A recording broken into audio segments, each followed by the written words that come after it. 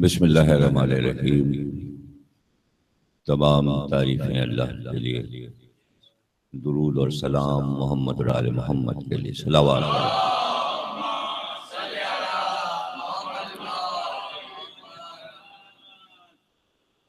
پانی کے موضوع پر برسیہ ہے نسیم امروی صاحب مرحوم کا۔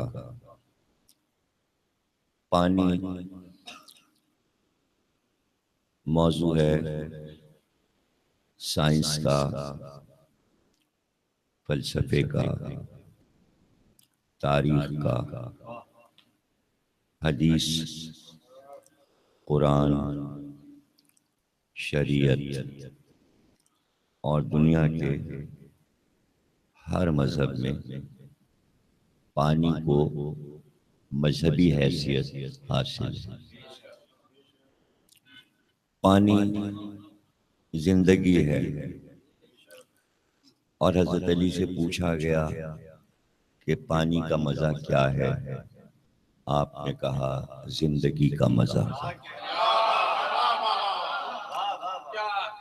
پانی بے قیمت ہے، کوئی اس کی قیمت نہیں، زمین پہ بہتا پھرتا ہے، پانی کی بہتات ہے، خشکی کا حصہ کم ہے، پانی کا حصہ زیادہ ہے۔ پانی انسان کی پانی انسان کی ادھر بہت اہم ضرورت ہے انسان کے لیے۔ جتنا سستا ہے پانی اتنا ہی مہنگا بھی ہے۔ نہ ہو پانی تو انسان کی موت ہے، اس لیے انسان کے لیے پانی قیمتی بھی ہے اور بہت ہی بیش بہا ہے۔ پانی پر قرآن میں بے شمار آیات ہیں، اور سب سے اہم آیت یہی ہے کہ ہم نے سب سے پہلے پانی کو خلق کیا۔ پانی استعارہ ہے علم کا اور طہارت کا۔ یہ ساری چیزیں نظر میں ہوں، صحیفہ کاملہ میں ایک پورا خطبہ پانی کے بارے میں جناب سید سجاد نے دیا۔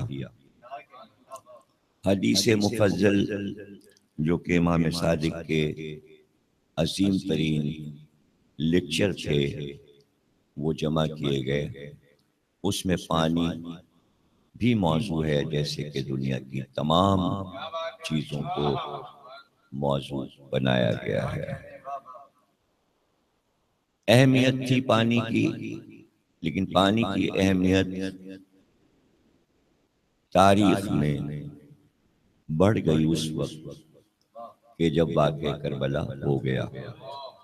واقعہ کربلا کے بعد پانی بہت بڑا موضوع بن گیا۔ اس سے پہلے اتنا بڑا موضوع پانی نہیں تھا۔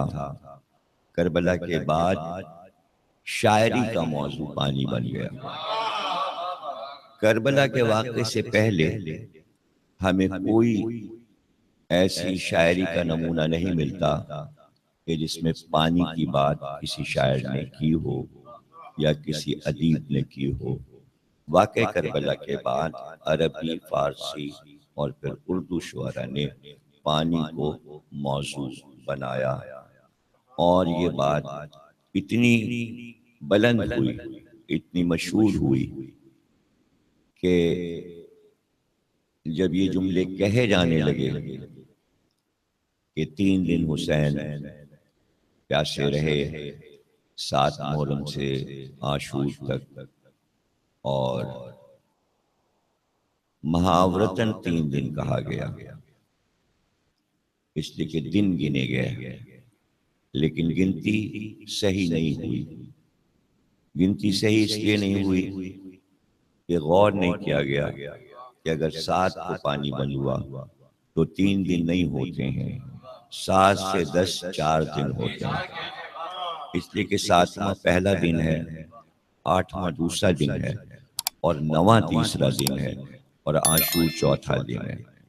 تو بعد میں علماء نے اس کی وضاحت کی کہ ہم نے 7 سے گنتی جو 3 کی تو ہم نے عاشور کا دن نہیں گنا، اور 4 دن کا پیاسا حسین کو۔ تو اب چونکہ 3 دن منہ پہ چڑھ چکے تھے، اس لیے اب تک لوگ یہی بولتے ہیں کہ 3 دن کے پیاسے تھے۔ وہ محاورے جو پانی سے بنے عربی میں، فارسی میں، وہ الگ ہے۔ اردو نے پانی سے کئی لاکھ محاورے بنائے، اور وہ سب محاورے ہم دن میں 12 گھنٹے بولتے ہیں۔ چونکہ ہم بول رہے ہوتے ہیں، وہ ہماری زبان ہے، اس لیے ہم کو یہ نہیں پتا ہوتا کہ ہم محاورے بول رہے ہیں۔ اور پانی کے ذریعے ہم اپنی 50% باتیں پانی کا نام لے کے کر لیتے ہیں۔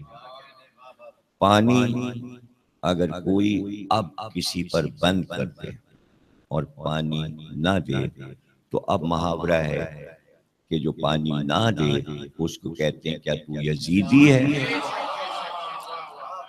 تو لفظ یزید پانی کے ساتھ نفرت کا استعارہ بن گیا۔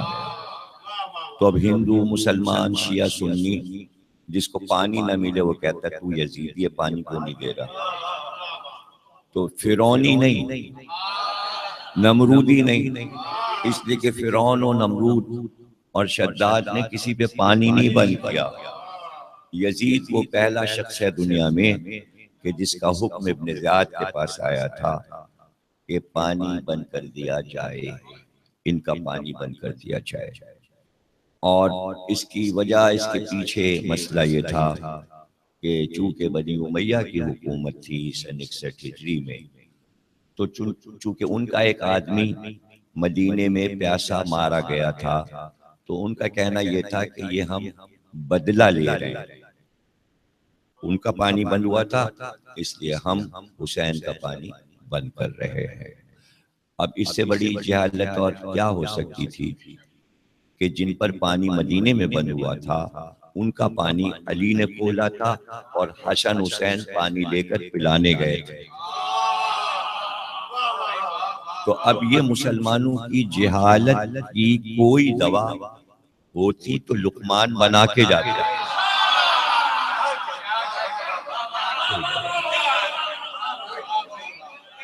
دنیا میں ہر بیماری کی دوا ہے، لیکن جہالت کی کوئی دوا نہیں کسی کے پاس، اس لیے کہ یہ دائمی مرض ہے اور یہ نسلی مرض ہے، یہ خون میں چلتا ہے، اس کا آپ کچھ نہیں کر سکتے۔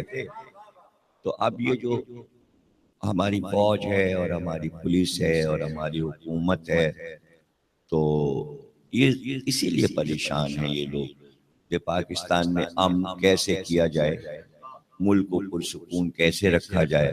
تو جب ریسرچ ہوتی ہے کہ پرسکون کیوں نہیں ہے، پتہ چلتا ہے جہالت۔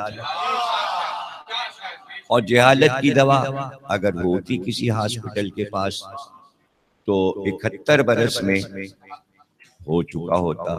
کینسر کی دوا امریکہ نے بنا لی، فلانی بیماری قطرے پلا دو، پولیو، ارے بھئی ایسے قطرے بناؤ جو جاہلوں کو پلائے جائیں۔ تو مجھ کو یہ لگتا ہے کہ سائنسداں جو جہالت کی دوا نہیں بنانا چاہ رہا، تو وہ چاہتا ہے کہ یہ بیماری بڑھتی رہے تاکہ ہم سپر رہیں اور چھوٹے ملک جاہل۔ اور ان کی دشمنی جاہلوں سے نہیں ہے۔ مزے کی بات یہ ہے کہ ان جاہلوں میں جو چند گلاب کے پھول کھلے ہوئے ہیں ان کے دشمن ہیں کہ تم جہالت کیوں ختم کرنا چاہتے ہو، ہم تمہیں ماریں گے۔ سمجھ گئے نا، ان کو مارا جاتا ہے جو جہالت کو ختم کرنا چاہتے ہیں۔ پیغمبروں کو اسی لیے مارا گیا، تم کہاں سے آ گئے؟ تم کہاں سے آ گئے بھائی؟ ہم جہالت میں مست ہیں، ہم اپنی جہالت نہیں چھوڑیں گے، تم ہمیں مت سمجھاؤ۔ یہ ہے پوری دین کی کہانی، یہ پوری دین کی کہانی ہے، قرآن کی پوری کہانی ہے، یہ پوری کہانی ہے۔ سورہ یاسین پڑھیے، اور کئی بار ذکر کر چکا ہوں تو اس میں کئی رخ ہیں سورہ یاسین میں، ایک قصہ پہ دوسرا پہ تیسرا۔ اس میں یہ بھی واقعہ ہے کہ ہم نے 2 پیغمبر ایک قریے پہ بھیجے کہ جاؤ ان کی جہالتیں جو ہیں دور کرو، انہیں سمجھاؤ، انہیں بتاؤ، انہیں سمجھاؤ۔ وہ گئے دونوں، اپنی تبلیغ کی بات کی انہوں نے، گاؤں والوں نے کہا منوس کہیں کہ تم یہاں آ گئے۔ تو جہالت کی نظر میں عالم منوس ہوتا ہے۔ اب ان کا جواب سورہ یاسین میں آیا تو اب قرآن نے جواب بتایا کہ اس کا جواب کیا ہے۔ تو انہوں نے کہا کہ ہم تو تمہیں سمجھانے آئے، انہوں نے کہا ہم اتنے پتھر تمہیں ماریں گے، تمہارے پیروں پہ پتھر ماریں گے، تمہارے منہ پہ پتھر ماریں گے اگر تم یہاں سے نہیں جاؤ گے، منوس کہیں کے۔ تو انہوں نے کہا سنو، منوس ہم نہیں ہیں، تم جب پیدا ہوئے تھے تو منوس تھے، تمہاری زندگیاں منوس، تمہاری صورت منوس، تمہاری بستی منوس، تمہاری قوم منوس، اور تم منوس مرو گے۔ تو اس ٹکڑے کو اٹھا کے سورہ یاسین کے آپ یہاں پہ لکھ کے لگا دیجیے کہ کچھ قومیں پیدائشی منوس ہوتی ہیں، ان کا سراپا منوس ہوتا ہے، ان کا ہر عمل، ان کی ہر سانس منوس ہے، اور وہ مرتے بھی منوس ہیں۔ تو آپ ان کے لیے کیا کر سکتے ہیں؟ ان کے لیے تو پیغمبر بھی کچھ نہیں کر سکتے۔ تو یہ بڑے مسائل ہیں۔ ہاں یہ ہو سکتا ہے کہ منوسوں سے دور رہا جائے اور ان سے قربت نہ رکھی جائے۔ قربت کے نتیجے میں منوسوں سے قربت اور دوستی کی بنا پر شیعوں نے پاکستان بنایا، بھگت رہے، نہ منوسوں کا ساتھ دیتے، نہ آج اس مصیبت میں پھنستے۔ اگر قرآن پڑھے ہوتے شیعہ غور سے، اور 47 میں قائد اعظم نے بھی قرآن پڑھ لیا ہوتا، اور راجہ صاحب محمود آباد نے بھی پڑھ لیا ہوتا، اور یہ آیتیں پڑھ لی ہوتی کہ منوسوں کا ساتھ نہیں دینا چاہیے تو نہ دیتے۔ اب بعد میں پچھتا ہے قائد اعظم بھی اور راجہ صاحب بھی روئے کہ غلطی ہو گئی۔ تو بھائی جب غلطی ہوتی ہے تو تاریخ میں لکھ تو دو کہ دوسرا نہ کرے، دوسرا نہ کرے۔ تو یہ سب غلطیاں ہیں۔ بہرحال آئے لوگ اور وہ علم پھیلانے کے چکر میں انہوں نے چاہا کہ منوسوں میں علم پھیلایا جائے، تو اس میں علم پھیلانے میں لغت بنائی گئی ہے ایوب کے دور میں کہ اردو لغت لکھی جائے، اردو بورڈ بنایا گیا۔ اب اس لغت کو کون لکھے؟ تو جوش ملی آبادی کا انتخاب ہوا، پھر نسیم امروی کا انتخاب ہوا، تاکہ لفظ تو یہ منوس قوم پہچانے، ان کو پڑھنے کو لغت تو دیا جائے تاکہ یہ علم حاصل کریں، یہ بیٹھیں۔ لیکن ضدی لوگ علم حاصل کرنے پہ تیار نہ ہو۔ تو اب ظاہر ہے کہ اصل مسئلہ پاکستان کا ایجوکیشن ہے۔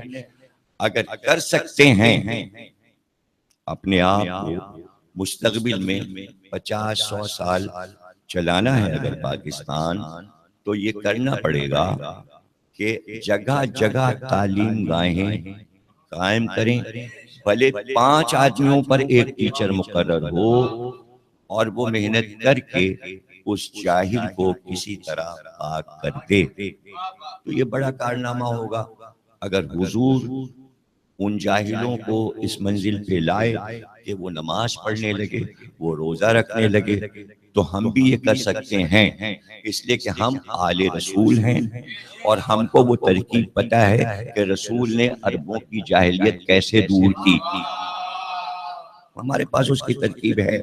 لیکن ہمیں کھلی چھوٹ دی جائے کہ ہم ایجوکیشن پر کام کریں، شیعوں کو حکومت پاکستان پیسے دے، بجٹ پاس کرے، ہم اسکول کھولیں گے، ہم کچی آبادیوں میں جائیں گے، ہم ان کے بچے اور بچیوں کو پڑھائیں گے تاکہ آئندہ 50 سال پاکستان کے بہتر ہو جائیں۔ ورنہ اگر یہ جہالت دور نہ کر پائے، دیکھیں سنی مسلمان نہیں کر پائیں گے، اس لیے کہ وہ چاہتے ہیں ان کو نماز سکھائیں، روزہ سکھائیں اور یہ سب بتائیں کہ خلفاء کیا تھے اور فلانا کیا تھے، اس سے جہالت دور نہیں ہوگی۔ ہم بتائیں گے آل محمد کیا ہیں، تب جہالت دور۔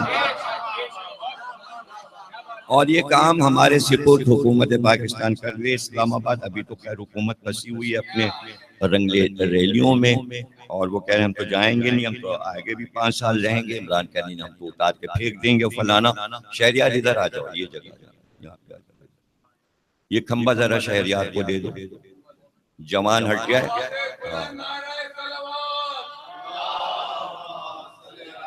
تو یہ علم ہے، یہ سارا علم ہے جو مرثیہ پڑھنے جا رہا ہوں، اسی کو علم کہتے ہیں۔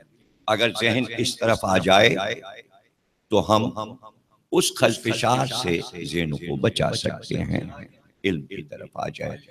تو اب یہ موضوع رکھا گیا پانی شورا کے سامنے، تو سب سے پہلے جوش ملی آبادی کو موضوع دیا گیا، اس سے پہلے راجہ صاحب محمود آباد، تو سب سے پہلے راجہ صاحب محمود آباد نے پانی پہ مرثیہ لکھا، اس کے بعد جوش صاحب نے لکھا جو ایرانیان میں پڑھا انہوں نے 1974 میں ایرانیان میں پڑھا، اس کے بعد فیض بھرت پوری صاحب جو کہ نسیم امروی کے شاگرد تھے انہوں نے لکھا، اور چوتھا مرثیہ یہ ہے جو نسیم صاحب نے یاور عباس صاحب کے مجلس میں فردوس کالونی میں پڑھا، جس میں میں موجود تھا۔ تو یہ سارے مرثیے اگر سامنے رکھے جائیں تو ایک رخ آپ کو نظر آئے گا کہ کس طرح ایک لفظ پانی میں ان شعراء نے کتنے علوم بھر دیے۔ تو اس کا بھی میں نے انتخاب کیا ہے، طویل مرثیہ ہے، ظاہر ہے کہ 1.5-2 گھنٹے میں ختم ہوتا، اس لیے ہم نے یہ کیا کہ بیچ بیچ سے کچھ بند آپ کو سنائیں گے، اس سے مرثیے کا تسلسل ختم نہیں ہوگا۔ سب پانی دے دیں۔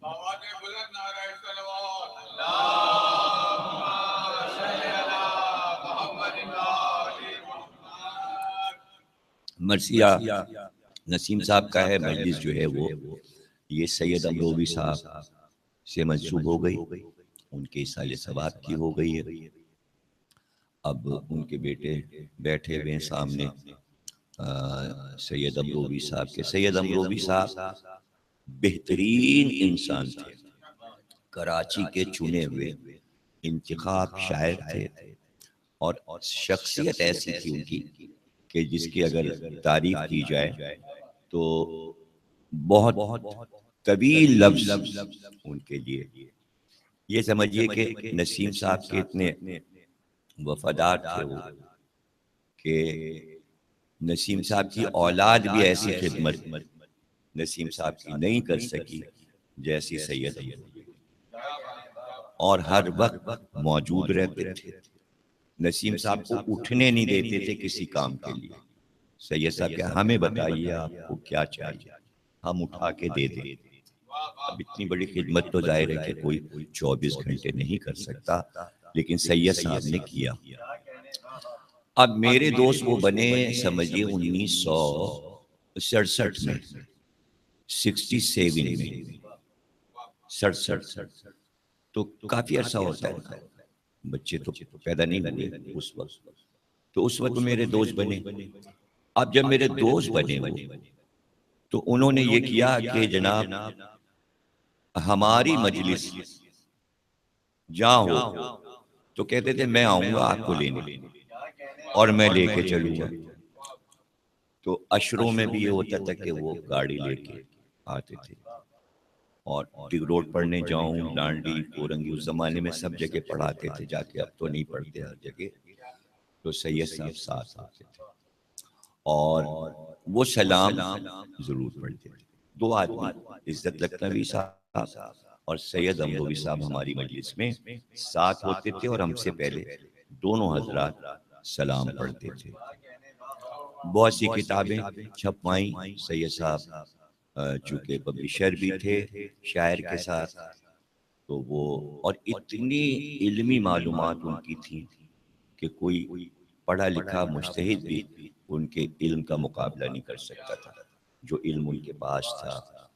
اور دوسری جو سید امروی صاحب سے ہماری غربت یہ ہو گئی کہ جب یہ بیٹا پیدا ہوا سید صاحب کا، جو یہ سامنے بیٹھا ہوا ہے، یہ کرسی پہ جو بیٹھا ہوا ہے، یہ جب پیدا ہوا تو ہمارے پاس لے کے آئے۔ پھر یہ جب بڑا ہو گیا، 3 4 سال 5 سال کا ہو گیا، تو اس کو ہمارے گھر پہ چھوڑ جاتے تھے، یہ دن بھر ہمارے یہاں رہتا تھا۔ تو پھر جب یہ بولنے لگا اور بچتا اس کے سید صاحب نے کتابوں کا گلے میں لٹکا دیا، تو علی بے جب یہ پڑھنے لگا بچہ، تو پھر وہ صبح 9 بجے ہمارے گھر اس کو چھوڑتے تھے اور ہماری والدہ اس کو قرآن پڑھاتی تھی۔ تو اس نے شاید یہ واحد شخص ہے شہر کراچی میں جس نے ہماری والدہ سے قرآن پڑھا، اور ہماری والدہ سے اس نے اردو اور ساری کتابیں اپنی پڑھی۔ شام کو وہ آ کے آفس سے جب واپس آتے تھے تو پھر اس کو لے کے جاتے تھے، یہ دن بھر ہمارے یہاں رہتا تھا۔ اب مجھے نہیں یاد کہ یہ دن بھر کیا کرتا رہتا تھا ہمارے گھر میں، اس لیے کہ ہم اپنے کاموں میں مصروف رہتے تھے اور والدہ اس کو پڑھاتی رہتی تھی۔ تو یہ رشتہ سید صاحب سے ہو گیا۔ اور نسیم صاحب کا ہم نے آپ کو رشتہ بتا دیا کہ نسیم صاحب بہت ہم سے محبت فرماتے تھے، اور ان کے خطوط ہم نے چھاپے ہیں اپنی کتاب میں۔ تمام خلق کا خدمت گزار ہے پانی، تمام خلق کا خدمت گزار ہے پانی، رگوں میں خون بدن میں نکھار ہے پانی۔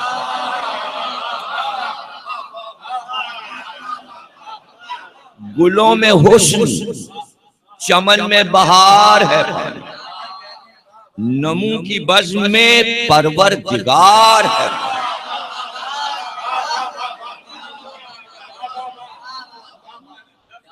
اب یہ مصرع دیکھیے کہ اب کوئی کہے پانی کو پروردگار کہہ دیا، کوئی اعتراض نہیں کرے گا کہ پانی کو کہہ دیا، کوئی بات۔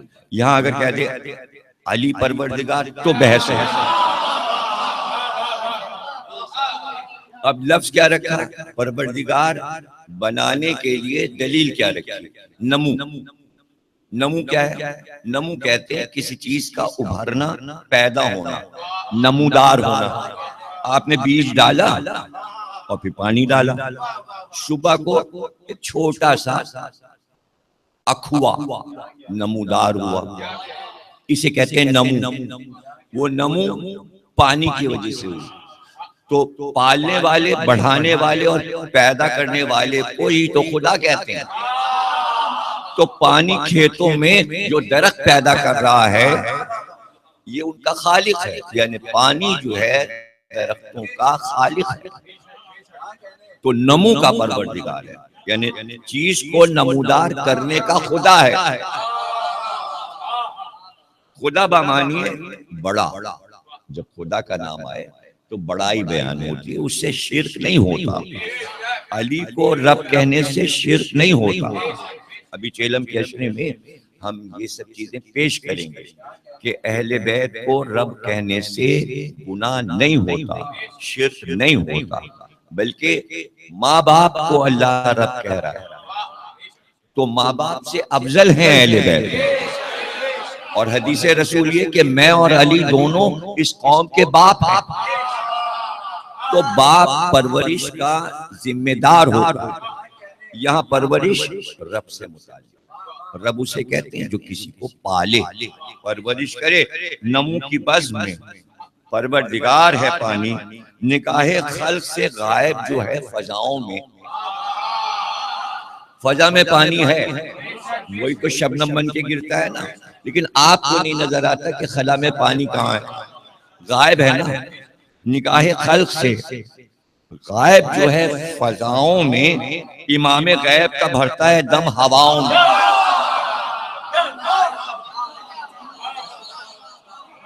امام غیب کا بھرتا ہے دم ہواؤں میں، کہیں یہ عشق کا گوہر، کہیں درے شبنم، کہیں خوشی کا ہے آنسو، کہیں ہے گریہ غم، خوشا لطافت آب و خوشا طہارت یم، بہشت میں ہے یہ تسنیم خاک پر زمزم۔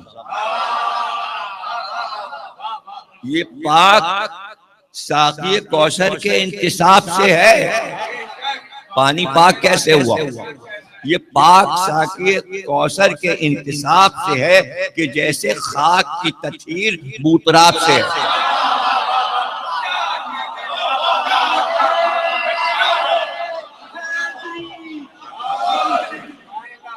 لیکن مٹی پاک ہوئی، بوتراب۔ کسی کسان سے مانی جو پوچھے، اس نے کہا، کسی کسان سے مانی جو پوچھے اس نے کہا کہ میرا کھیت ہے محتاج ایک پانی کا، کبھی کسی کو اگر آ گیا کہیں غصہ، کبھی کسی کو اگر آ گیا کہیں غصہ، تماچا کھا کے وہ پانی ہوا تو نرم پڑا۔ شرم سے پانی پانی ہو گیا۔ میں نے آپ کو بتایا تھا نا کہ لاکھوں محاورے پانی کے اردو ادب میں موجود ہیں، اور چونکہ نسیم صاحب لغت نویس تھے اس لیے ان کے سامنے محاورے ایسے چلے آ رہے ہیں، اور وہ محاوروں کو اس میں نظم کرتے چلے جا رہے ہیں۔ تماچا کھا کے وہ پانی ہوا تو نرم پڑا۔ جو یاد ہو کبھی پانی کی اہل جوہر میں، چمک ہے تیغ میں یہ اور دمک ہے گوہر میں۔ موتی کو کہتے ہیں آبدار ہے، تیغ کو کہتے ہیں آبدار ہے، اس کی دھار آبدار ہے۔ یعنی پانی کی چمک سے موتی اور تلوار کو تشبیہ دی جاتی ہے۔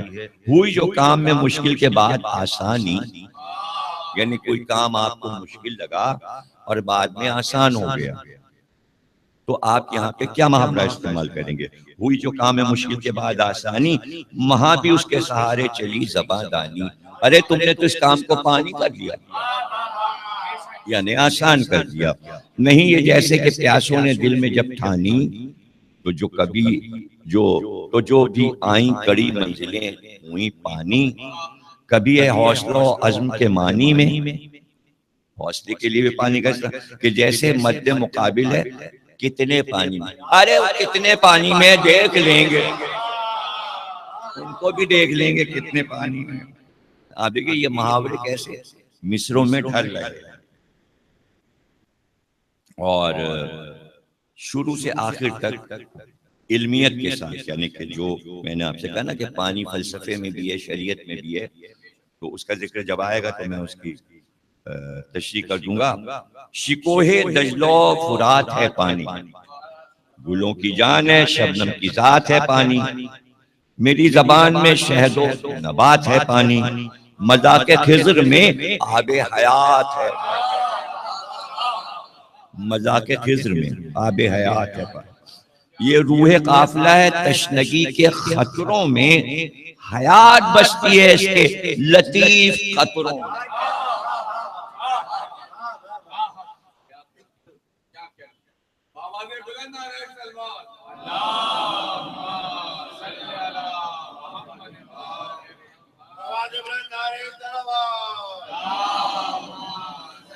ایک قطرے میں حیات کی بستی ہے۔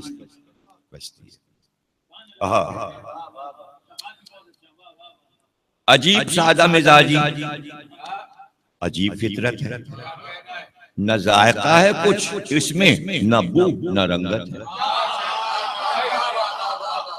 مگر کسی پہ اگر تشنگی کی شدت ہے پھر اس سے پوچھئے پانی میں کیا حلاوت ہے۔ نہ ترش و تلخ، نہ شیریں ہے یہ، نہ سیٹھا ہے، مگر مزہ تو یہ ہے جان سے بھی میٹھا ہے۔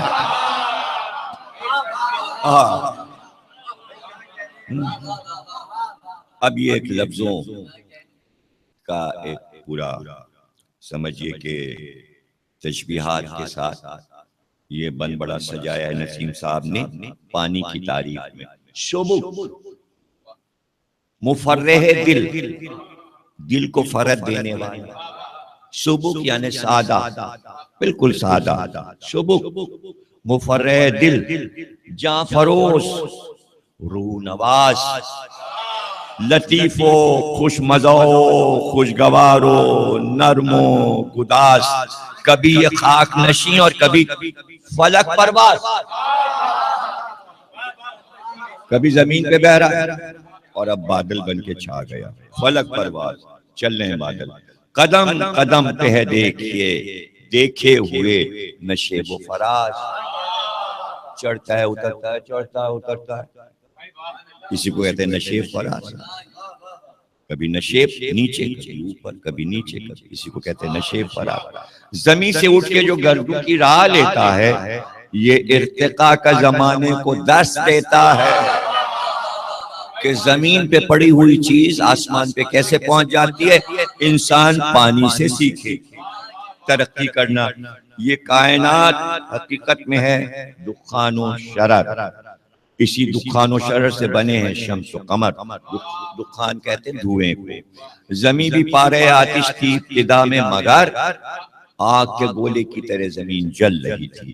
زمین بھی پارے آتش تھی ابتدا میں مگر یہ آگ راگ بنی مدتوں میں بجھ بجھ کر تلا بعمد مشیت جو لاکھ پر پانی صحاب فضل نے چھڑکا اس آگ پر پانی.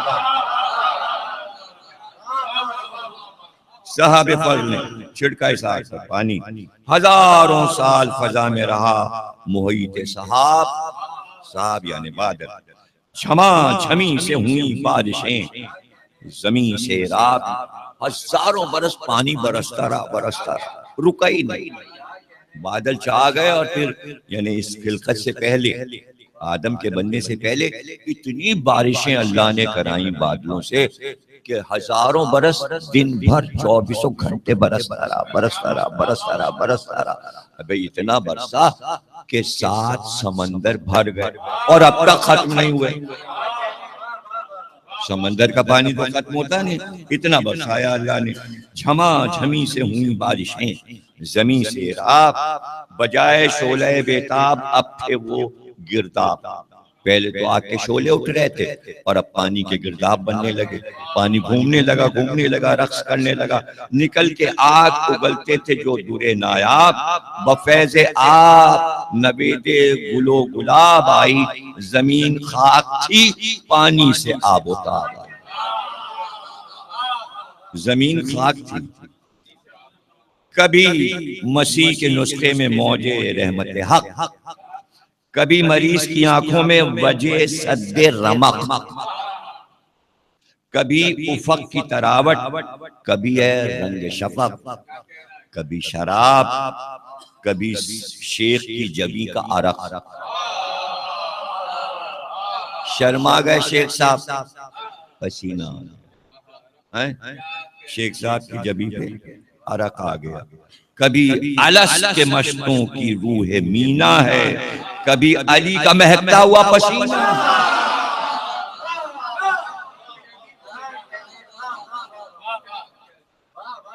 جو بن گیا دور شہوار یہ تو زینت تاج. کسی کی پیاس بجھا دی دیا عطا کو رواج. عطا کو رواج، پانی نے عطا کرنا سکھایا. دو لوگوں کو دو، مگر تضاد پسندی بھی ہے شریک مزاج. دو باتیں ایک جگہ کیسے جمع ہو جائے کہ ایک آدمی میں غصہ بھی ہو اور نرمی میں بھی ہو، ہے نا. رات اور دن ایک جگہ کیسے جمع ہو جائے. لیکن پانی میں یہ کمال ہے، نسیم صاحب بتا رہے ہیں کہ دو چیزیں ایک ساتھ پانی میں جمع ہیں، مگر تضاد پسندی بھی ہے شریک مزاج پانی کے مزاج میں. یہ معتدل حرکت، یہ تلاطم امواج، ابل ابل کے اگر یہ کبھی بپھرتا ہے زبان موت سے باتیں فلک سے کرتا ہے. نرمی اتنی کہ سب کو پلا رہا ہے، بانٹ رہا ہے، سخاوت دکھا رہا ہے، پیو پیو پیو پیو دیے جا رہا ہے. اور غصے میں آئے تو سیلاب بن گیا. انقلاب برپا کر دے. جیسے ابھی آ گیا جرمنی میں سیلاب آ گیا، سب ڈوب ڈاب گئے. چمن میں ہے تو یہ گل، بن میں ہے تو خار بلا، زمین پر ہے تو دریا، فضا میں ہے تو گھٹا، صدف کے بطن میں موتی، کنارے ذرہ، گلے میں ہے تو حیات اور گلے گلے تو قضا.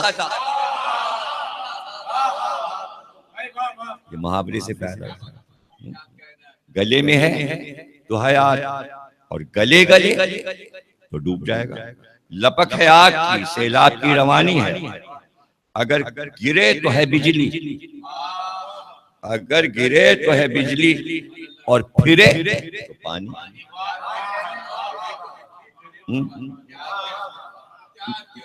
دوا میں ہے تو یہ حنظل، غذا میں ہے تو اصل، اصل یعنی شہد.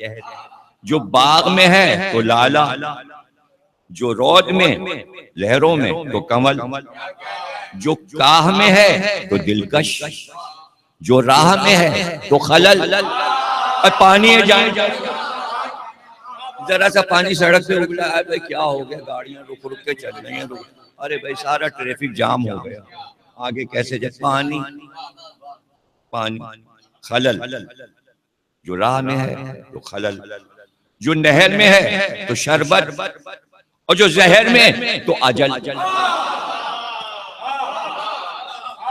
یہی پانی زہر میں ہے تو موت ہے. کبھی ہے برف، کبھی کشتی دخانی ہے، عجب جمود کا عالم، عجب روانی. جمے تو برف بن جائے، روانی پہ آئے تو سیلاب بن جائے. ذوی العقول میں شامل نہیں یہ نیک نہاد، یعنی وہ مخلوقات جنہیں اللہ نے عقل عطا کی، ان میں اس کا کوئی شمار نہیں. بغیر عقل کے سارا کام کر رہا ہے. ذوی العقول میں شامل نہیں یہ نیک نہاد، مگر تمیز بد و نیک کی ہیں راہیں یاد. یعنی کام سارے عقل والے کرتا ہے. بہاؤ ایک ہے، وقت ایک اور اثر متضاد. بہ رہا ہے لیکن اسی بہنے میں دو اثر دکھاتا ہے. بہاؤ ایک ہے، وقت ایک اور اثر متضاد.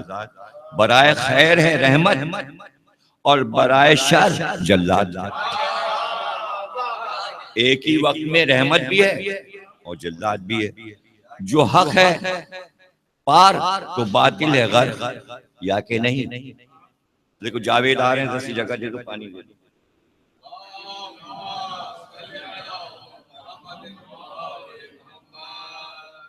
محمد وعلى محمد صلى الله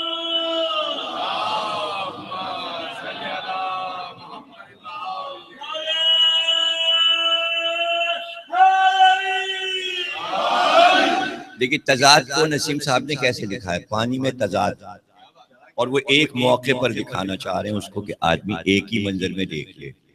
یعنی وہی پانی نوح کی کشتی کو نجات دے کر کنارے پہ لے جا رہا ہے تو خیر کا کام کر رہا ہے، اور ادھر بیٹا جو ہے نوح کا جو کہ ستمگر ہے، باغی ہے، وہ غرق ہو رہا ہے. ادھر کشتی نجات میں جا رہی ہے اور یہ غرق ہو رہا ہے. تو پانی دو کام ایک ساتھ کر رہا ہے، ادھر جلاد بنا ہوا ہے اور ادھر رحمت بنا ہوا ہے. تو اب اس کو کہا کیسے؟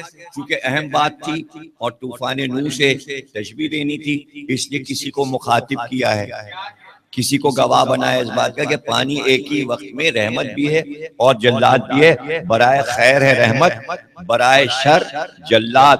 جو حق ہے پار تو باطل ہے غر، یا کہ نہیں. اب یا کہ نہیں یہ بتا رہا ہے کسی سے بات ہو رہی ہے، کسی سے کہا جا رہا ہے کیوں بھائی یا کہ نہیں، یعنی یہی پانی باطل کو غرق کر رہا ہے اور خیر کو بچا رہا ہے، یا کہ نہیں. تو اب اس کی طرف مخاطب ہوں گے نا نسیم صاحب، پوچھیں گے یا کہ نہیں. اب چھٹا مصرع تو ہوتا ہی مزے کا ہے نا. جو حق ہے پار تو باطل ہے غرق، یا کہ نہیں. جناب نوح کہو ہے یہ فرق یا کہ نہیں.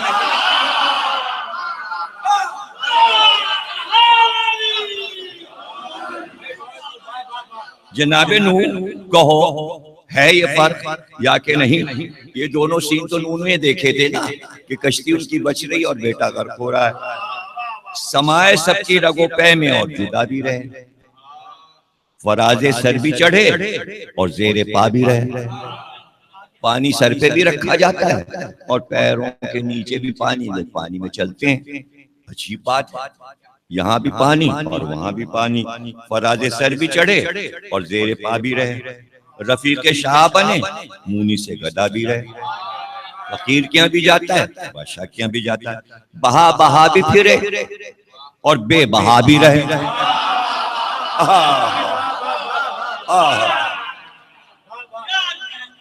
بہا بہا بھی پھرے اور بے بہا بھی رہے، زمین پہ اس کا ہے گھر، چوٹیوں پہ بستا ہے، گھر زمین پہ چوٹیوں پہ بستا ہے۔ عجیب بات کہ انمول اور سستا، انمول اور سستا، کھلی فضا میں یہ راتیں گزارنے والا، خمار سرخوشی و بے خودی کا متوالا۔ اب دیکھیے صاحب جمنے کا معاملہ آ رہا ہے، اور دیکھیے کیسے اس کو برف، پانی جب جمتا ہے تو برف بن جاتی ہے، اور جب نہیں جمتا تو کیسا پھیلا پھیلا پھرتا ہے۔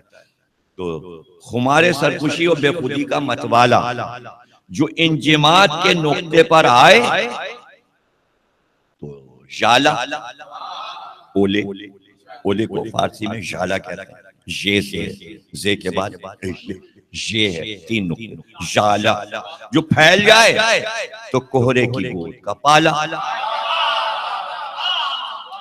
اب دیکھیں یہاں پر یہ صنعت ہے، کوہرا اور پالا ایک ہی چیز ہے۔ دیہاتی بولتا ہے پالا، شہر والے بولتے ہیں کوہر۔ تو اس کو کیسے صنعت میں لائے کہ یعنی پالا مار گیا، پھلوں پہ پالا گر گیا، کھیتوں پہ پالا گر گیا، یعنی کوہر گر گیا۔ تو اب کوہر اور پالا دونوں لفظ لے آئے، جو پھیل جائے تو کوہرے کی گود کا پالا، پالا ہے نا۔ بڑھے جو حد سے نہ اپنی تو 12 ماسا ہے۔ اب یہ بچوں کو میں کیا سمجھاؤں کہ یہ اردو کے جو اصناف کہلاتے ہیں اردو شاعری میں، غزل، مرثیہ، ربائی، قطع، شعر عاشور، قصیدہ، یہ سب اصناف کہلاتے ہیں۔ تو اس میں ایک صنف ہے 12 ماسا۔ یہ 12 ماسا کیا ہے؟ یہ 12 ماسا یہ کہ جو بھی مہینہ آتا تھا تو گاؤں دیہات کی عورتیں مل کر جو شعر کہتی چلی جاتی تھیں اور اس مہینے کی تعریف بیان کرتی کہ یہ مہینہ جو ہے اس میں کیا کیا ہوتا ہے، اس میں کون سی فصل ہوتی ہے، کون سا پھل ہوتا ہے، کون سا کھانا ہوتا ہے، ہوا کیسی ہوتی ہے، فضا کیسی ہوتی ہے۔ پھر دوسرا مہینہ آیا تو اس مہینے کی تعریف میں ایک قصیدہ۔ تو وہ عورتیں کھیتوں میں اپنے 12 ماسا یعنی ہر مہینے کا ملا کے یہ 12 ماسے ہوئے، تو اس میں 12 ماسے ایک ساتھ چلتے تھے۔ تو وہ ایک پوری نظم ہوتی ہے شکل میں ایسے کہ قصیدے کی طرح چلی جا رہی، پھر ایک بیت آ جاتی ہے اور وہاں پہ ایک مہینہ ختم ہوتا ہے، پھر دوسرا مہینہ شروع ہوتا ہے، پھر تیسرا مہینہ۔ تو یہ ایک صنف ہے، اس پہ کتابیں الگ ہیں، اگر آپ وہ پڑھیں تو اس کی زبان بھی جو ہے وہ اردو میں دیہاتی زبان ملی ہوئی ہے کہ جو گاؤں کی عورتیں پڑھا کرتی تھیں، اور اکثر شعراء انہیں کہہ کر بھی دیتے تھے، جیسے امیر خسرو کہتے تھے 12 ماسا۔ تو اس کو کہتے ہیں 12 ماسا، اس لیے انہوں نے یہ چیز استعمال کر لی ہے یہاں۔ تو اب دیکھیے کہ اب ظاہر ہے کہ یہ بھی بتانا پڑے گا کہ اب ظاہر ہے بتاشا جو ہے وہ شاید آپ لوگوں نے نام سنا ہو، دیکھا نہ ہو۔ تو پہلے ہندوستان میں 2 ہی چیزیں مجلس میں بٹتی تھیں، ایک بتاشا بٹتا تھا اور ایک کھٹیاں۔ کھٹیاں کو یہاں ریوڑی کہتے ہیں، وہ شکر میں تل ملا کے بنتی ہے، تو وہ ایک گول پیسے کے برابر ہوا کرتی تھی، پتلی سی، یہاں تو عجیب گول سی بنتی ہیں، تو وہاں پر بہت خوبصورت بنتی تھی اور وہ مجلس میں بٹتی تھی۔ اور بتاشا جو خالی شکر ہے، پتہ نہیں کیسے اس کو بناتے تھے کہ وہ ہے شکر، اس کو پھلا دیتے تھے اور وہ توڑ لیجئے بتاشا۔ تو وہ صرف شکر کا ہوتا تھا، پھولا ہوا، اتنا نازک کہ ہاتھ لگے تو ٹوٹ جائے۔ تو ایک مجلس میں ریوڑی بٹتی تھی، پھر دوسرے میں بتاشا بٹتا تھا۔ تو جب لوگ گھبرا جاتے تھے کہ بھائی ریوڑی بتاشا ریوڑی بٹ، تو پھر نکتیاں بٹتی تھیں۔ اچھا، پھر نمکین نکتیاں بٹنے لگتی تھیں۔ کہاں تک نکتیاں نمکین، تو پھر میٹھی نکتیاں بٹنے لگتی تھی۔ پھر ان کا بھائی اس سے بھی دل بھر گیا، تو پھر ان کا کھیل دانے بٹنے لگتے تھے، چنے دانے بٹنے لگتے تھے، چنے پہ شکر بڑی ہوئی۔ پھر لاوا ایک چیز تھی، لاوا، وہ بٹنے لگتا تھا۔ عجیب عجیب ہماری عزاداری کے یہ سارے مظاہر ہیں اور یہ عجیب ہیں۔ تو اس میں بتاشے کا لفظ جو ہے وہ بعض لوگ ہے تو وہ لفظ بتاسا دیہات کا لفظ ہے، لیکن لکھنؤ والوں نے اس کو بتاسا اچھا نہیں لگا تو بتاشا بنا دیا۔ اصل لفظ بتاسا ہے، لیکن لکھنؤ والے شین ضرور بولتے ہیں، ایسی جگہوں پہ انہیں سین نہیں اچھا لگتا، تو انہوں نے بتاسا کو بتاشا بنا دیا۔ صاحب نے بتاسا ہی باندھا ہے۔ بڑھے جو حد سے نہ اپنی تو 12 ماسا ہے، جو سر اٹھائے تو پانی کا یہ بتاسا ہے۔ اب یہ آپ جب پانی برستا، پانی بھر جاتا ہے تو اس میں جب بوندیں پڑتی ہیں تو وہ بلبلے بنتے ہیں، وہ بلبلے بتاشے کی شکل کے ہوتے ہیں۔ یہ ہے سارا شاعری کا۔ تو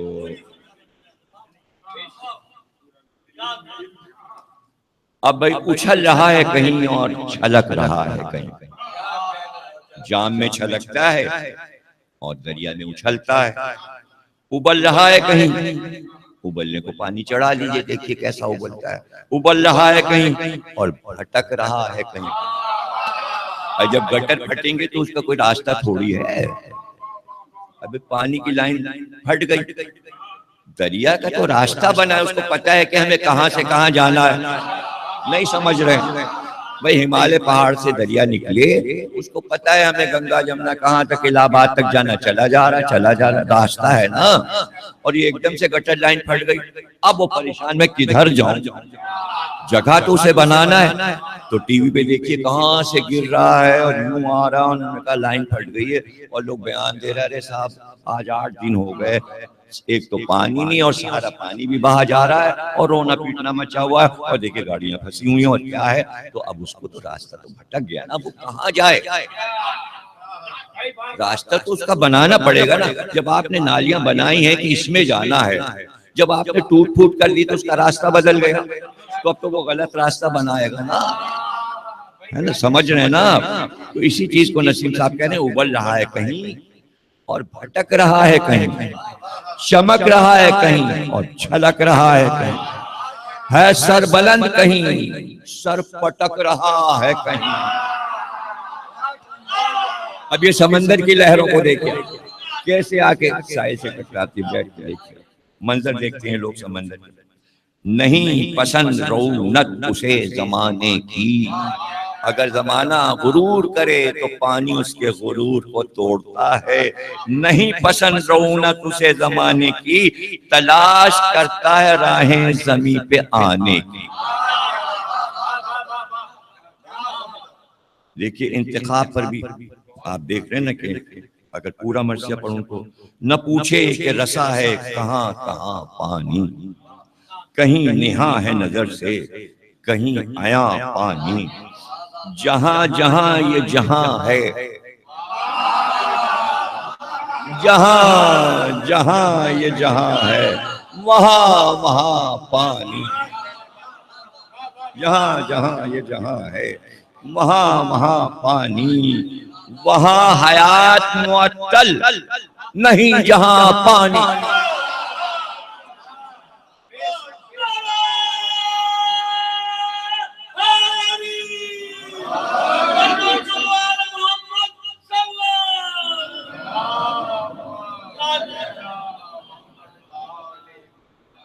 وہاں حیات معطل نہیں جہاں پانی۔ کہہ رہے ہیں صاحب وہ چاند پہ پانی نہیں ہے اس لیے وہاں انسان نہیں ہے، پانی کے بغیر انسان کیسا۔ اور بھی سیاروں پہ کہہ رہے ہیں کہ جہاں پانی ہے تو پھر وہاں پر انسان ہوگا۔ تو وہاں حیات معطل نہیں جہاں پانی. فضا و کو میں حاضر ہے فرش پر موجود. اب وہاں معراج پہ حضور جب کھانا کھا چکے تو پردے سے ایک لوٹا آیا اور اس نے حضور کے ہاتھ دھلائے. یہ معراج کی حدیث ہے. تو فضا و کو میں حاضر ہے فرش پر موجود. نبی کے ہاتھ دھلانے کو عرش پر موجود. نبی کے ہاتھ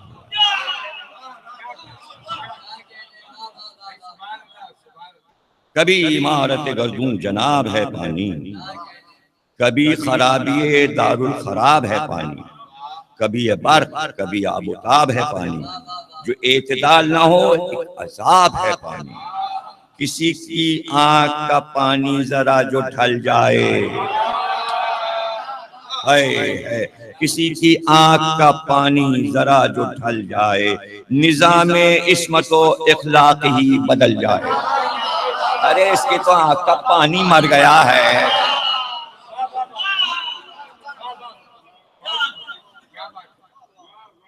تو جہاں پانی مر جائے اسے کہتے بے غیرت. پانی نہیں تو بے غیرت. نبی کے سر پہ جو رہتا تھا ابر کا سایہ، نظر کو آپ کا سایہ کہاں نظر آیا. یہ معجزہ جو کرامت خدا نے فرمایا تو اس کو حجت پیغمبری بھی ٹھہرایا. نگاہ خلق میں یہ ابر ہے جو پانی ہے، میری نظر میں نبوت کی یہ نشانی.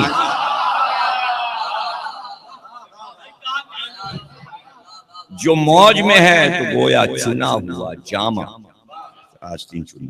حباب میں ہے تو آب رواں کا امامہ، قلم میں ہے تو نوید نگارش نامہ، دوات میں ہے تو سجدہ گزار ہر خامہ. دوات میں پانی ہے، قلم آپ نے ڈبویا، اب سجدے میں چلا گیا قلم. اس پانی کو قلم سجدہ کر رہا ہے دوات میں جا کے. اسی کو تو سجدہ کہتے ہیں. تو پانی پہ سجدہ کر رہا ہے قلم، دوات میں ہے تو سجدہ گزار ہر خامہ. رکا رہے تو مزاج خسیس ہے پانی، جیسے کراچی والوں کے لیے انتہائی کنجوس ہے. برستے لوگ شکوہ کرتے بارش نہیں ہو رہی، کتنا کنجوس ہے کراچی میں پانی. نہیں برس رہا، دکھا رہا ہے کنجوسی، نہیں برس رہا. رکا رہے تو مزاج خسیس ہے پانی، رواں ہو جب تو زبان انیس ہے پانی.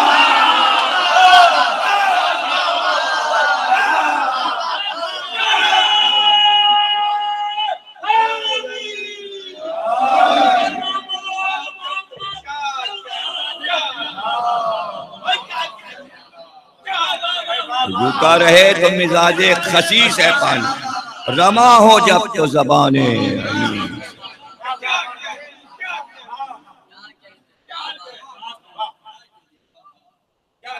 اگرچہ نرم مزاجی ہے اس کی سب پہ عیاں، مگر ہے سخت بھی اتنا پہاڑ پر ہے گراں.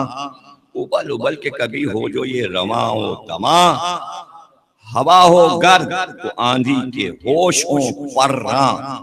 جو کو سامنے ہوں تیوریوں پہ بل ڈالے. سامنے پہاڑ آ گئے، پہاڑوں کو بہا لے جاتا ہے. جو کو سامنے ہوں تیوریوں پہ پل ڈالے، جو دستے موج کی چٹکی سے یہ مسل ڈالے. پہاڑوں کو بہا لے جاتا ہے چٹکی میں.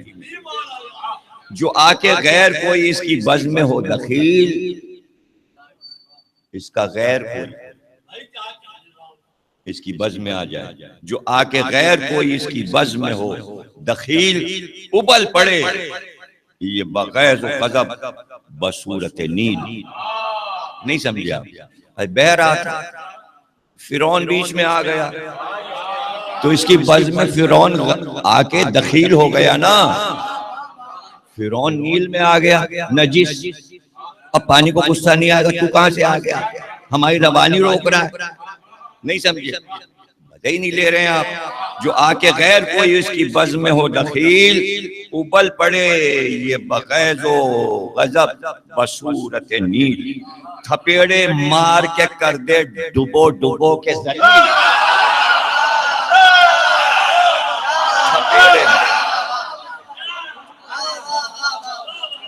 تھپیڑے مار کے کر دے ڈبو ڈبو کے ذلیل۔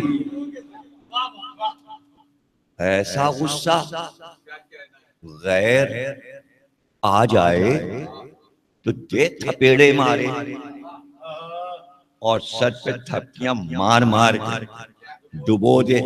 غصہ ایسا، جلال ایسا، اتنے جلال پر نرم اتنا، پتھر کو غرق کر دے، پہاڑ کو ڈبو دے، جہاز کو ڈبو دے، لوہے کو ڈبو دے، ارے جو بھی آ جائے غصے میں غرق، پتہ ہی نہیں کہاں تہ میں چلا گیا۔ ایسا جلالی کہ جو ہر ایک کو غرق کر دے، اور وہی جلالی اگر کسی کو اپنے سر پہ بٹھا لے، سر پہ رکھے رہے، نہ اسے تھپیڑے دے نہ اسے غرق کرے، تو وہ کتنی عزت دار چیز ہوگی۔ اب ذرا آپ سوچتے رہیے، تھپیڑے مار کے کر دے ڈبو ڈبو کے ذلیل، سوائے شاخ شجر وہ خفیف ہو کے ثقیل، یعنی بڑا درخت ہو لکڑی کا یا چھوٹی شاخ، اسے بہاتا رہتا ہے، غرق نہیں کرتا۔ کچھ بھی نہیں سمجھے، کشتی لکڑی کی تھی، غرق نہیں کیا۔ اگر آپ کو تجربہ کرنا ہے تو اپنا لکڑی کا جو تابوت امام باڑے میں پانی پہ رکھ دیجئے، علم لٹا دیجئے پانی پہ، نہ علم غرق ہوگا نہ تابوت۔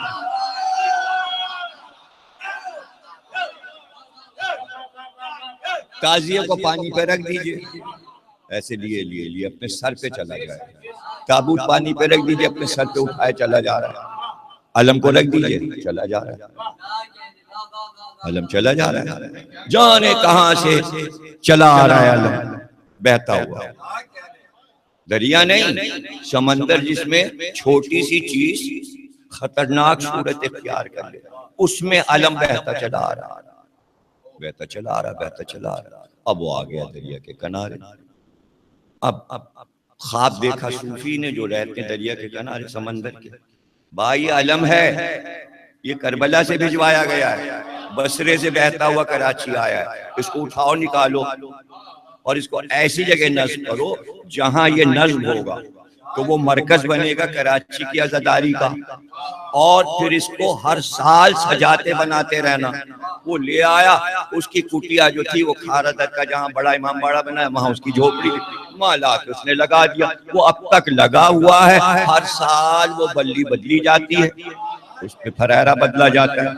تو وہ علم جو کھارا در میں لگا ہے یہ صدیوں پرانا علم ہے جو سمندر میں بہتا ہوا ہے۔ اب چونکہ آپ کراچی میں رہتے ہیں اور آپ کو یہ بات پتہ نہیں تھی، حالانکہ میں بہت پہلے مجلس میں پڑھ چکا ہوں، اگر 2-4 بار پڑھا ہوتا تو آپ کو بڑا مزہ، تو آپ سناٹے میں آ گئے، ارے ہمیں تو پتہ ہی نہیں، کراچی میں رہتے ہیں ہم کو یہ بات پتہ ہی نہیں۔ تھپیڑے مار کے کر دے ڈبو ڈبو کے ذلیل، سوائے شاخ شجر وہ خفیف ہو کے ثقیل۔ عصائے حضرت موسیٰ جو یاد آتا ہے، ہر ایک چوک کو اب تک یہ سر چڑھاتا ہے۔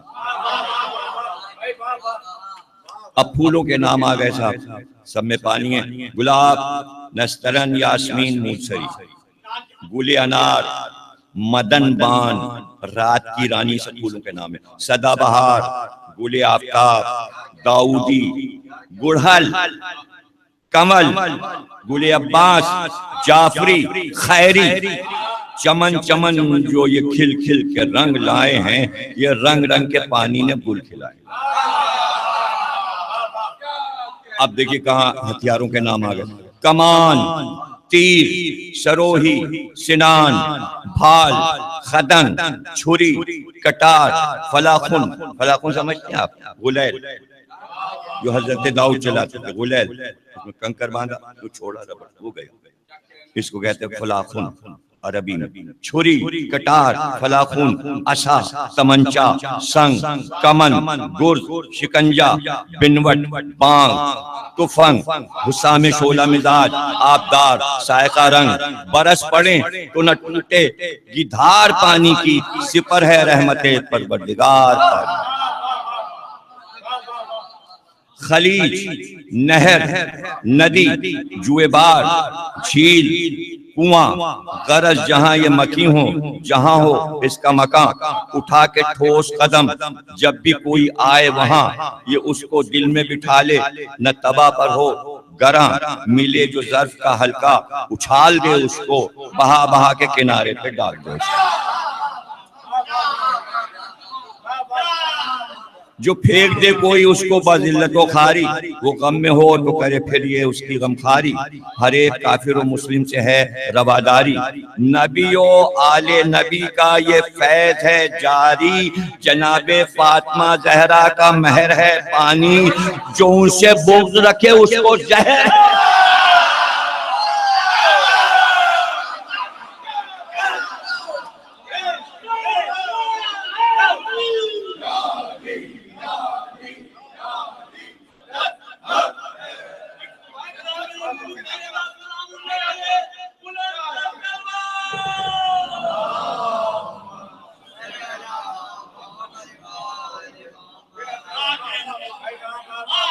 جو پھینک دے کوئی اس کو بذلت و خواری، وہ غم میں ہو تو کرے پھر یہ اس کی غم خواری۔ ہر ایک کافر و مسلم سے ہے رواداری، نبی و آل نبی کا یہ فیض ہے جاری، جناب فاطمہ زہرا کا مہر ہے پانی، جو ان سے بغض رکھے اس کو زہر ہے۔ تمام حاکموں، محکوموں، منعموں، نادار، تمام کافروں، دینداروں، زاہدوں، بدکار، وہی شو، تیرو، بزو، گرگو، مرکبو، اسوار، ہیں بے مزاحمت اس وقف عام سے سرشار، روا ہر ایک کے لیے بے گزند ہے پانی، مگر حسین کے بچوں پہ بند ہے پانی۔ یہ 3 روز کے پیاسے کھڑے ہیں ڈیوڑی پر، شباب پر ہے تمازت، شبوم کا ہے گزر، بھبک رہی ہیں فضائیں، برس رہے ہیں شرر، فرات سامنے ہے، پی رہا ہے سب لشکر، قیامت اور یہ بچوں پہ ڈھا رہے ہیں شقی، دکھا کے پیاس میں پانی بہا رہے ہیں۔ خیام پاک میں ذریت نبی بے آب، کہ جن میں زینب و کلثوم، ذوالفقار و رباب، پھر ان کی گود میں اطفال مشتر و بیتاب، سکینہ پیاس سے غش میں پڑی ہیں، سینہ کباب، جو چوکتی ہیں نکلتا ہے منہ سے یا عباس، کہیں سے پانی منگا دیجئے چچا عباس۔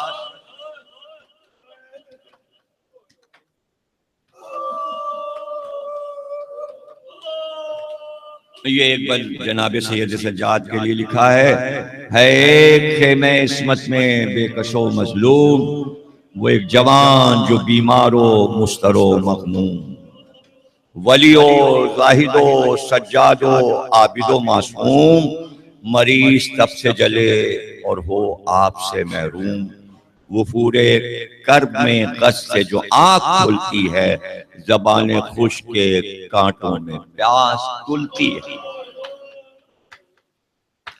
پڑا تھا جھولے میں ایک شیرخوار، جان علی یہ 6 مہینے کی جان اور بلائے تشنہ لبی، لگی تھی پیاس سے ہچکی ڈھلا تھا من کا بھی، یہ ذوق تھا کہ نہ کھلتی تھی آنکھ اصغر کی، بلکنا چاہتے تھے اور بلک نہ سکتے تھے، حسین یاد سے بچے کے منہ کو تکتے تھے۔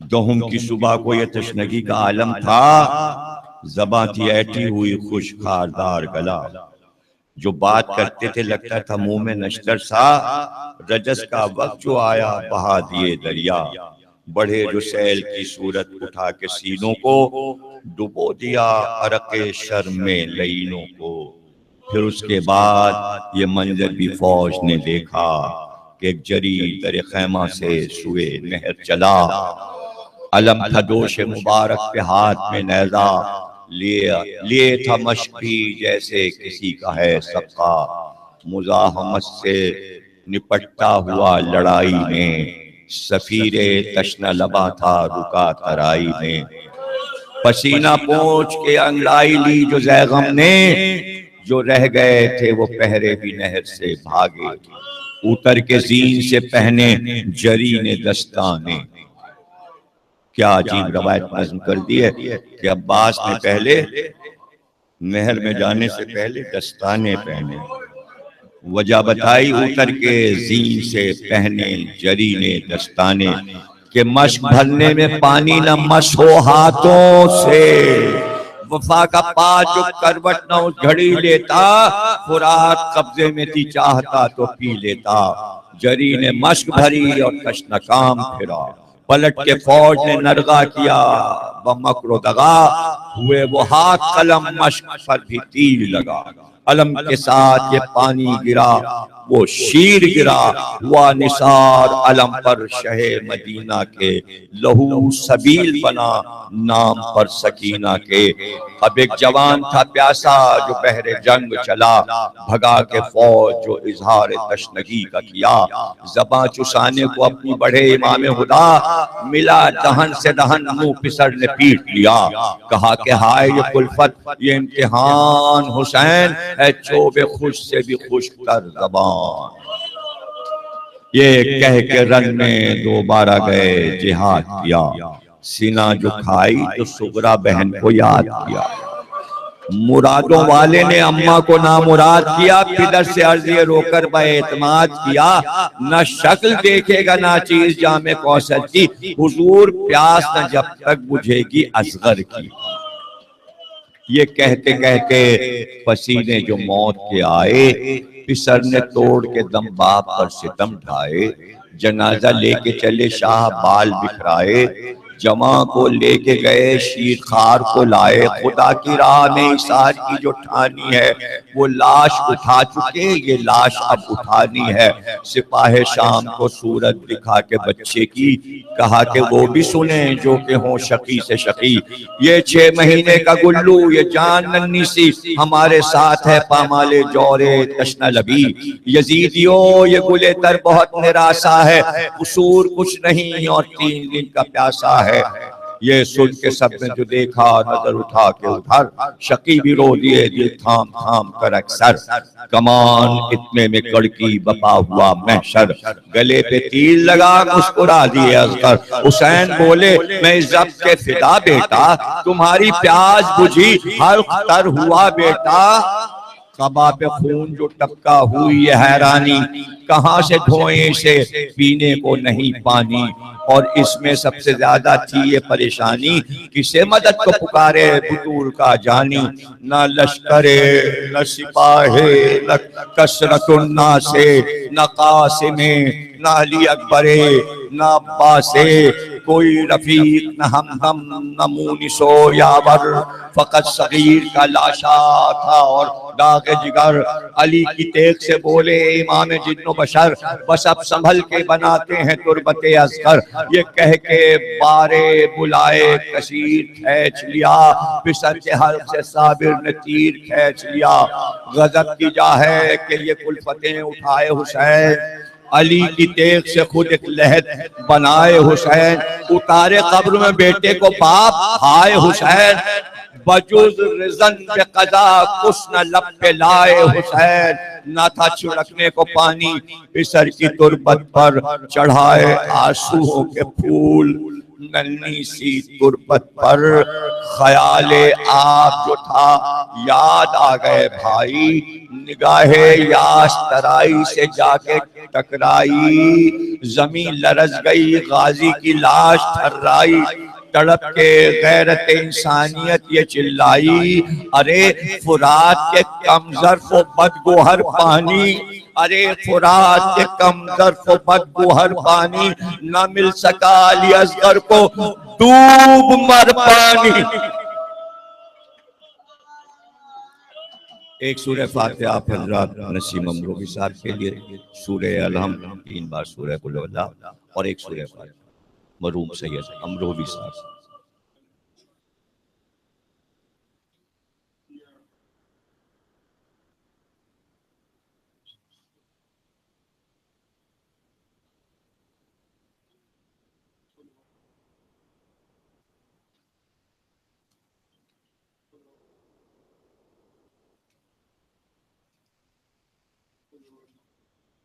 بار راہ اس عبادت کو قبول فرما، ہمیں کوئی غم نہ دینا سوا غم حسین کے باق محمد اور آل محمد۔ تمام عزاداروں کو پروردگار بحق امام زمانہ اپنی حفاظت میں رکھے، ان کے جان مال ابو کی حفاظت پروردگار باقی اہل بیت قبول ہو۔